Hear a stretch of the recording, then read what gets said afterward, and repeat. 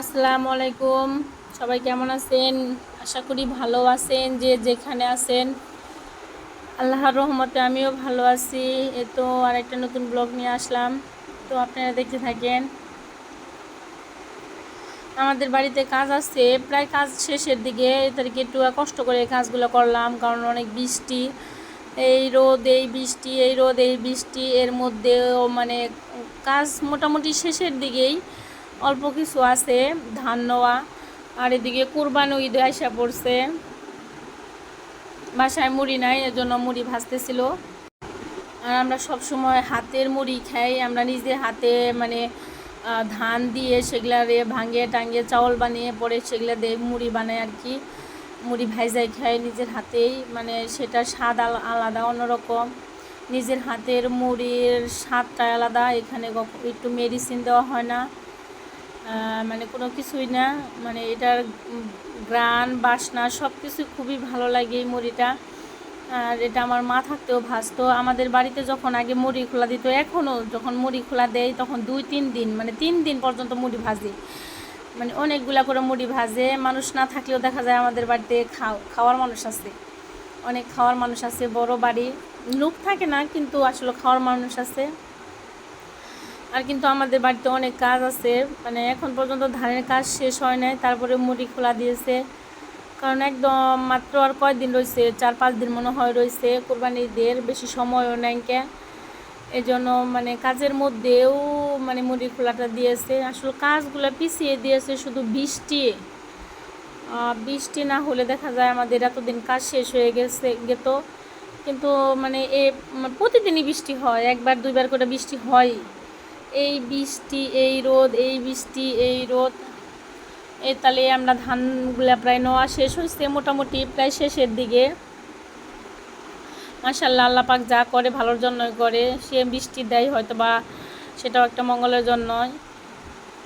তো আমার এখানে মুড়ি ভাজতেছিল আমার খালা, আমার বোন, আমার ভাগ্নি মুড়ি ভাজতেছিল। তো আমি মুড়ি ভাজতে পারি না, মুড়ি খাইতে পারি। আমার মুড়ি খেতে খুব ভালো লাগে, গরুর মাংস দিয়ে যে কোনো কিছু দিয়ে আমার মুড়ি খেতে খুবই ভালো লাগে। আর আমরা হাতের মুড়ি সবসময় হাতের মুড়িগুলাই খাই, অন্য কোনো দিনও কিনা মুড়ি খাই নাই। আর কিনা মুড়িটা ভালোও লাগে না। 2-1 দিন যাও খাইছি। আমরা শ্বশুর বাড়িতে কিনা মুড়ি খাই, কিন্তু আমার বাবার বাড়ি সবসময় হাতের মুড়ি খাই। হাতের মুড়ির মজা আলাদা। আর ওই তো ওইখানে মুড়ি ভাজতেছিল, আর আমি এদিকে রান্না করতেছিলাম। রান্নাও তো করতে হবে।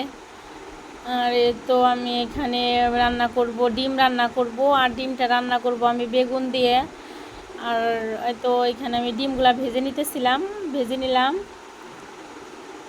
আর পেঁয়াজ কাঁচামরিচ দিয়ে নিলাম এখানে।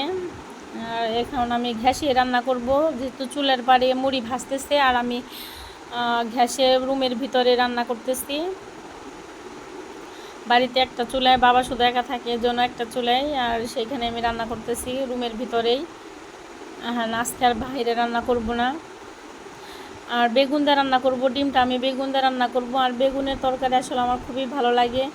আর এখন পর্যন্ত যারা আমার ভিডিওটা দেখতেছেন, তারা অবশ্যই একটা লাইক দিয়ে বাকিটুকু দেখেন।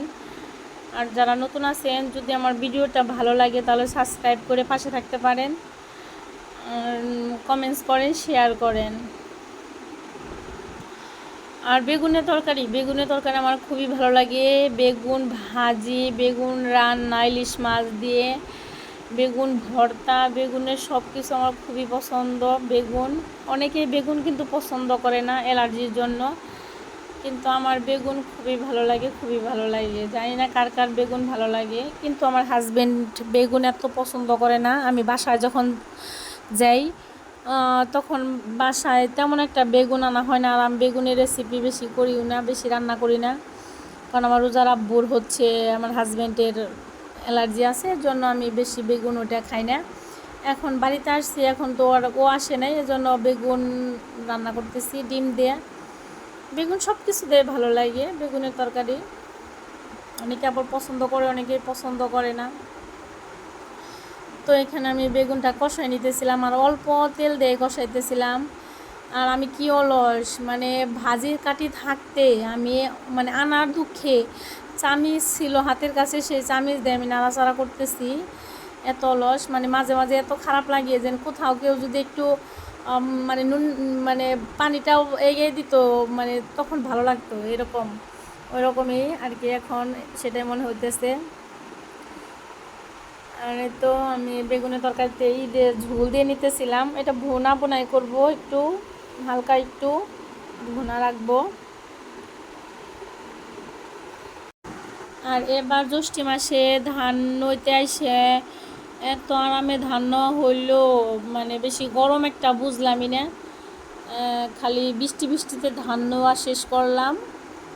আর শুধু বৃষ্টি বৃষ্টিতেই মানে দুই একদিন মনে হয় একটু ভালো চমকারও দূর ছিল, তারপরেও মানে এই যে বৃষ্টি এই রোদ, এই বৃষ্টি এই রোদের মধ্যে আমরা ধানগুলো নেওয়া শেষ দিলাম। তো অল্প কিছু আছে আল্লাহর রহমতে, এটাও শেষ দেওয়া হবে কিছুদিনের ভিতরে। আমি আবার বাসায় চলে যাব, এখন জানি না ঈদ এইখানেই থাকবো নাকি বাসায় থাকবো। তো আপনারা সবাই ভালো থাকবেন, নতুন আরেকটা ব্লগে দেখা হবে। আল্লাহ হাফেজ।